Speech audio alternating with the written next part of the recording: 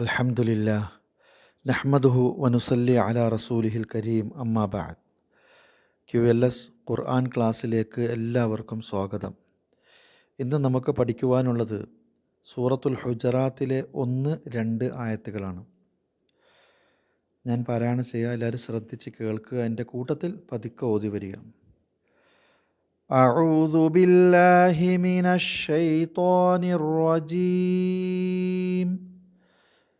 بسم الله الرحمن الرحيم. يا أيها الذين آمنوا لا تقدموا بين يدي الله ورسوله واتقوا الله إن الله سميع عليم. يا أيها الذين آمنوا لا ترفعوا أصواتكم فوق صوت النبي ولا تجهروا له بالقول كجهر بعضكم لبعض أن تحبط أعمالكم وأنتم لا تشعرون. വളരെ പ്രധാനപ്പെട്ട ഒരു സൂറത്താണ്. ഈ സൂറത്തിൻ്റെ പേര് സൂറത്തുൽ ഹുജറാത്ത് എന്നാണ്. ഇതിൻ്റെ വിശദീകരണത്തിലേക്ക് കടക്കുന്നതിന് മുമ്പേ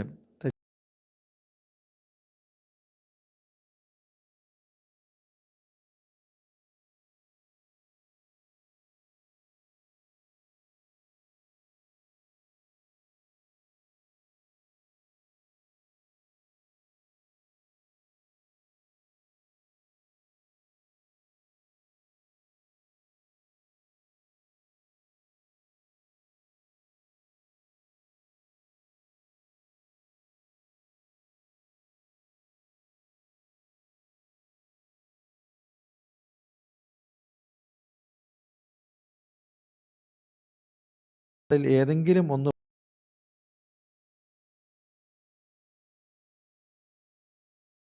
വ്യക്തമാക്കി ഓതണം.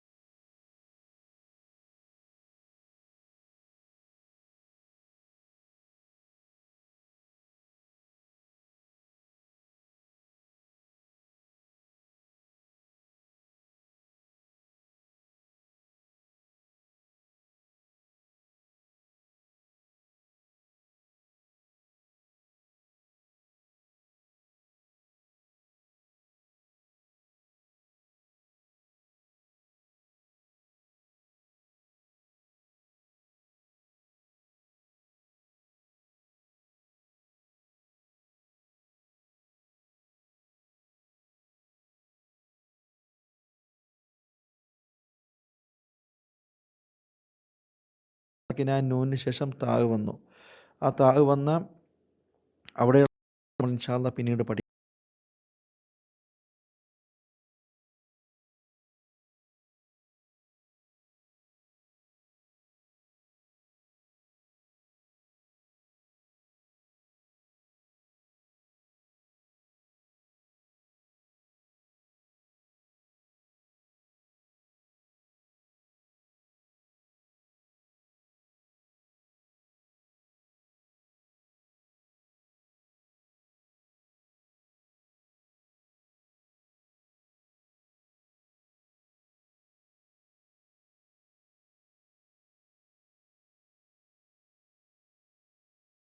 സംഘ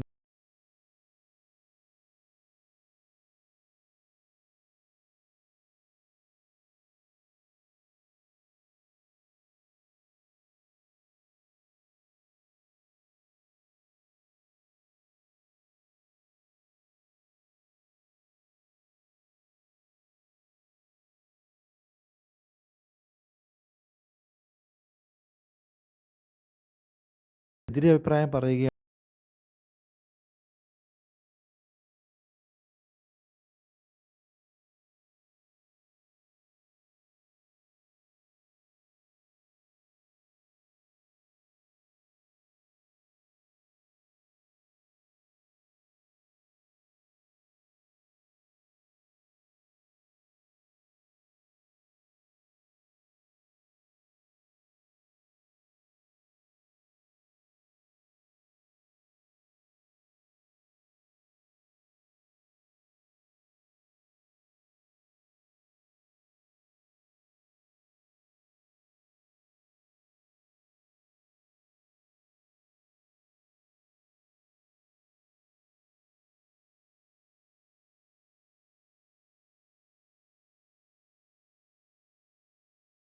പ്രിയമുള്ളതായിരുന്നില്ല.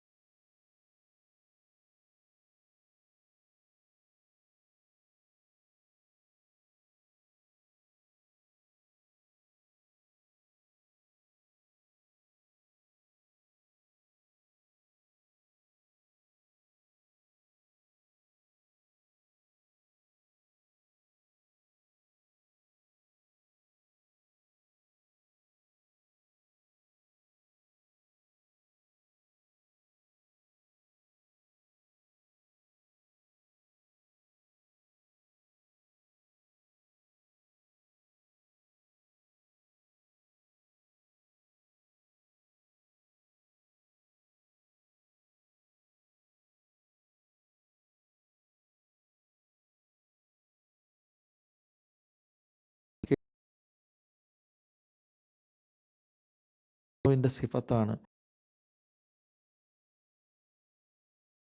അള്ളാഹുവിൻ്റെ നാമങ്ങളാണ് സമീഅ്, അലീം. അള്ളാഹുവിന് ഏകദേശം 99 നാമങ്ങളുണ്ട്.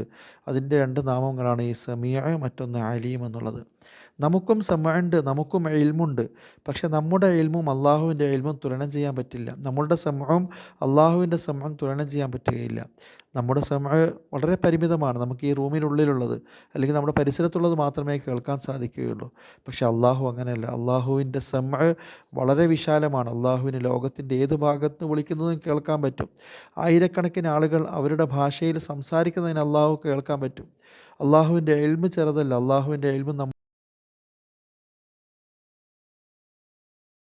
കറുത്ത ഉറുമ്പ്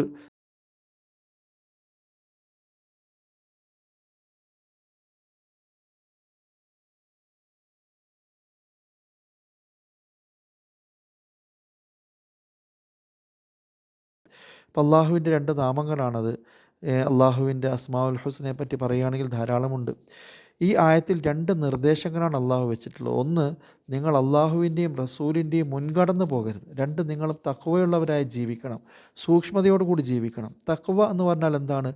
എല്ലാ ഖുതുബകളിലും പ്രവാചകൻ സല്ലല്ലാഹു അലൈഹി വസല്ലമ ഓർമ്മപ്പെടുത്തിയിട്ടുള്ളൊരു വാചകമാണ് ഇത്തഖുല്ലാഹ്, നിങ്ങൾ തഖ്വ ചെയ്യുക. തഖ്വ കൊണ്ടുള്ള നിർദ്ദേശമില്ലാത്ത ഒരു ഖുതുബയും സ്വീകാര്യമല്ലെന്നുള്ളതാണ്.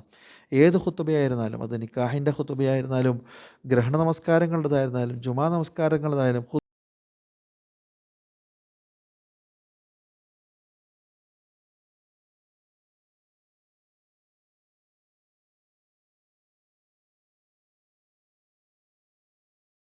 യിലൂടെ ഒരാൾ നടന്ന് ശരീരത്തിൽ അല്ലെങ്കിൽ വാക്കുകളിൽ നിന്നും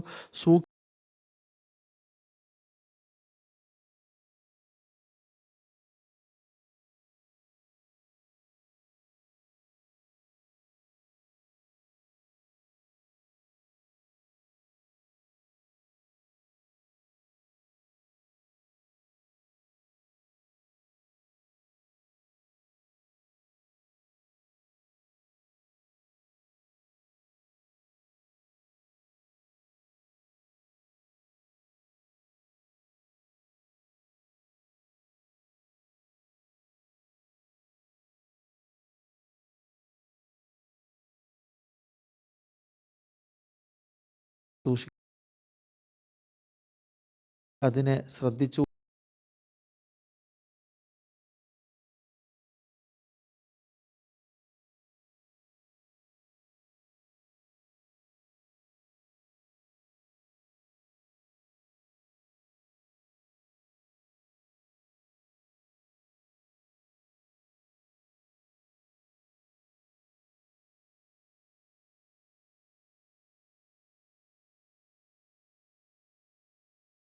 കഴിഞ്ഞാൽ അവൻ്റെ പ്രവർത്തനങ്ങളൊക്കെ നേരെയാകും. അത് മോശമാണെങ്കിൽ അവൻ്റെ പ്രവർത്തനങ്ങളൊക്കെ മോശമാകും. ഇപ്പം നമ്മളുടെ മനസ്സ് ഒരു രാജാവിനെ പോലെയും അവയവങ്ങൾ പ്രജകളെപ്പോലെയുമാണ്. രാജാവ് കൽപ്പിക്കുന്നു, പ്രജകൾ പ്രവർത്തിക്കുന്നു. ഒരു തിന്മ ചെയ്യുമ്പോൾ മനസ്സാണ് നമ്മളോട് പറയുന്നത്, നോക്ക് ഇന്ന ഹറാമ്, നോക്ക് നോക്ക്. ഇപ്പം നമ്മുടെ കണ്ണറിയാതെ നോക്കും. ഇന്നത് കേൾക്ക് എന്ന് പറയുമ്പോൾ നമ്മുടെ ചെവി കേട്ടുകൊണ്ടിരിക്കും. ഇവനെ അടിക്കുക എന്ന് പറയുമ്പോൾ നമ്മുടെ മനസ്സ് നമ്മുടെ കൈകൊണ്ട് നമ്മളയാളെ അടിക്കും. അങ്ങനെയാണ് നമ്മളിൽ തിന്മകൾ വളർന്നുകൊണ്ടിരിക്കുന്നത്.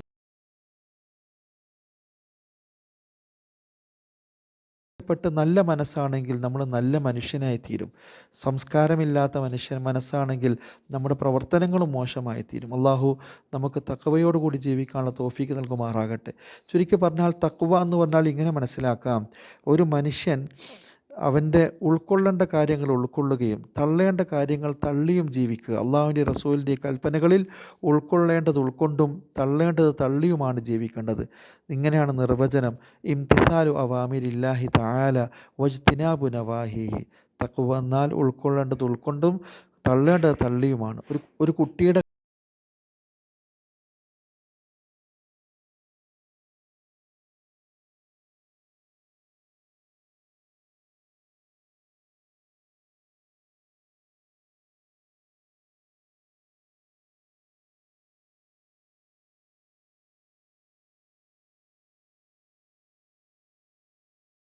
എന്നാണ് അതിൻ്റെ അർത്ഥം. അപ്പോൾ ഉൾക്കൊള്ളേണ്ടത് ഉൾക്കൊണ്ടും തള്ളേണ്ടത് തള്ളിയുമാണ് നാം നമ്മുടെ ജീവിതത്തെ മുന്നോട്ട് കൊണ്ടുപോകേണ്ടത്.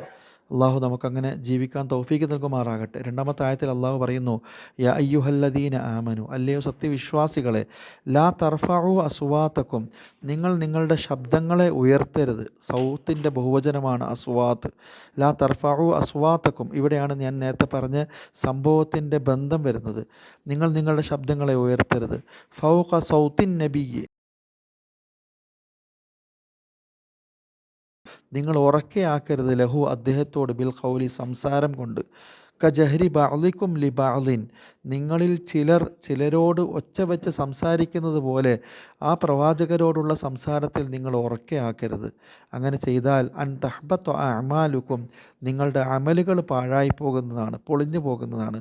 വ അൻതും ലാ തശഉറൂൻ, ഏത് നിലയിൽ നിങ്ങൾ അറിയുകയുമില്ല, നിങ്ങൾ അറിയാതെ നിങ്ങളുടെ കർമ്മങ്ങൾ നിഷ്ഫലമായി പോകുവാൻ അത് കാരണമായി തീരുന്നതാണ്.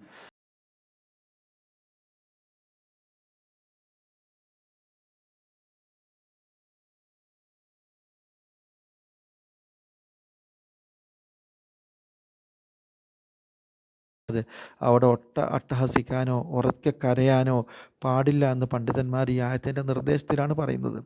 അപ്പോൾ നബി സല്ലല്ലാഹു അലൈഹി തങ്ങൾ ഇന്നില്ല. അതേ അവസരത്തിൽ ഇതേപോലെ തന്നെയാണ് നമ്മുടെ നേതാക്കന്മാർ, നമ്മളിൽ നിന്നും മുതിർന്ന ആളുകൾ, നമ്മുടെ മാതാപിതാക്കൾ, പണ്ഡിതന്മാർ, ഇവരോടൊക്കെ നമ്മൾ സംസാരിക്കുമ്പോൾ ഉറക്കെ ശബ്ദമാക്കാതെ നമ്മൾ പ്രത്യേകം ശ്രദ്ധിക്കണം.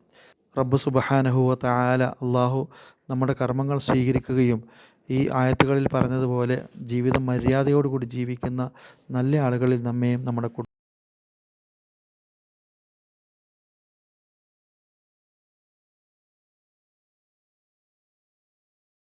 ചിന്തിച്ചുകൊണ്ട് ഒരിക്കൽ കൂടി എല്ലാവരും ഒന്ന് പാരായണം ചെയ്യുക.